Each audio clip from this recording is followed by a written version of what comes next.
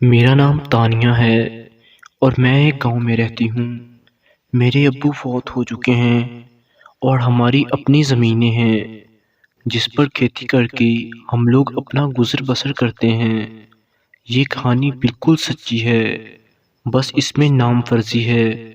میرا بھائی کوئی زیادہ غصے والا تو نہیں تھا، لیکن کبھی کبھار وہ چڑ جاتا تھا۔ ایک دن میرا بھائی کھیتوں میں کام کر رہا تھا اور اس کے ساتھ کھیت میں ہماری گلی کا ایک آدمی اور اپنے کھیتوں میں کام کر رہا تھا۔ باتوں باتوں میں اس نے میرے بھائی کو گالی دے دی۔ میرے بھائی کے ہاتھ میں کلہاڑی تھی جو غصے میں اس نے اس دوسرے آدمی کے مار دی، جس سے وہ مر گیا۔ بات گاؤں میں پھیل گئی۔ سارے گاؤں والے میرے بھائی کو قصوروار ٹھہرا رہے تھے، اس لیے پولیس کو کال کی گئی اور وہ میرے بھائی کو لے گئے۔ کچھ دن تو میرے بھائی کو نزدیک کے پولیس اسٹیشن میں رکھا گیا اور پھر جیل بھیج دیا گیا۔ ہم لوگوں نے ضمانت کے لیے عدالت میں اپیل کر دی، جس وجہ سے بھائی کے پیچھے دوسرے شہر جانا پڑتا تھا۔ ایک دن راستے میں بس خراب ہو گئی۔ میں اور میری امی لیٹ پہنچے۔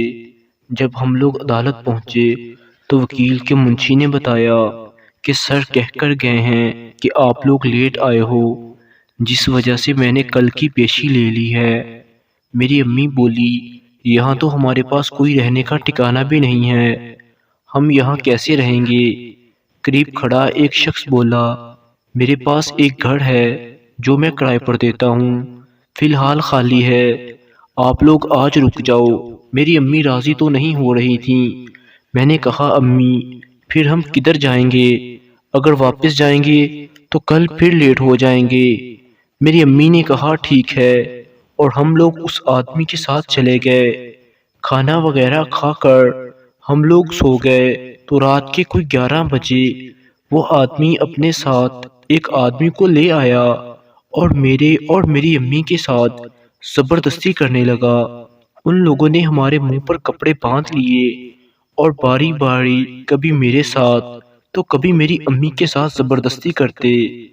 ایک کچھ دیر میرے ساتھ کرتا اور پھر مجھے چھوڑ کر میری امی کی طرف چلا جاتا۔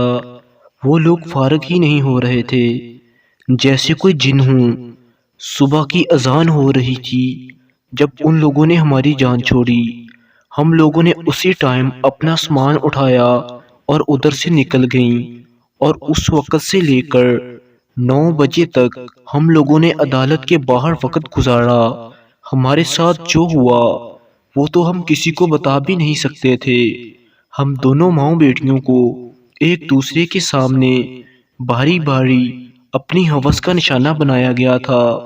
ہم دونوں ایک دوسرے سے نظریں نہیں ملا پا رہی تھیں۔ عدالت لگی، ہماری درخواست پر سماعت ہوئی۔